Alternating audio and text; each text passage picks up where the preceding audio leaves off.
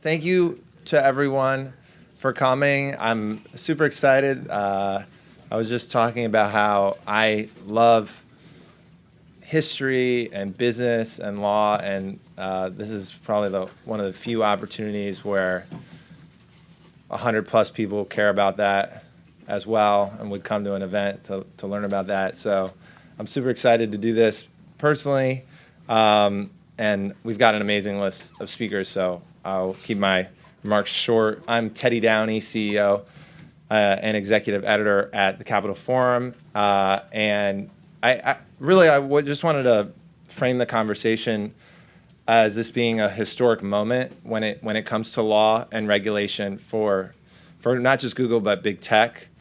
And I think a quick history of my company, the Capital Forum, is kind of a good way to frame, how we got here.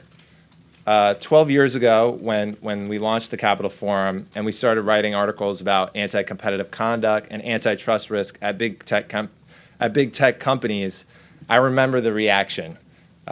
We were laughed at. I mean, we launched a product to look into these companies, and people thought it was funny. They thought it was a joke. They thought it was unserious. They said big tech is efficient. Some people would say this is like a real benefit to society, a blessing to society. The software was free and competition was a click away. And we got that reaction. These were in sales meetings. This is like a legit reaction that we got. And that was even though there had been hearings, and Seth Bloom did them on Google before that, and there was an active FTC investigation into Google. So that was the environment 12 years ago when we launched our company. Now, a judge in one case and a jury in another case have found Google is a monopolist in search and App Store markets. Another judge is set to weigh in on whether Google is a monopolist in the ad tech market starting next week.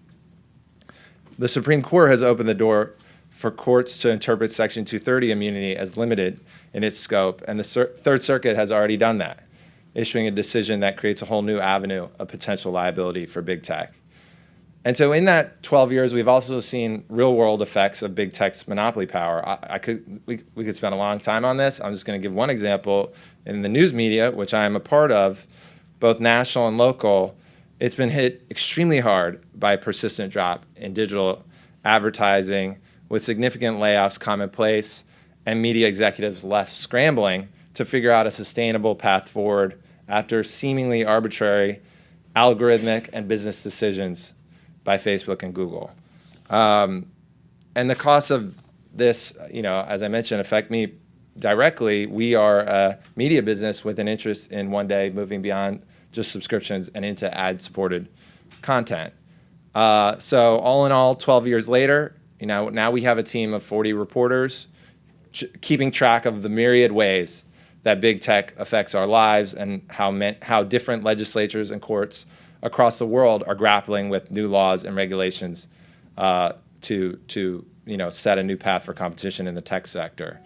And in the U.S., in coming months, that's part of this conference is talk about how the courts, but not just the courts, the state legislatures and even Congress can potentially seriously reshape these laws that determine competition in the tech sector.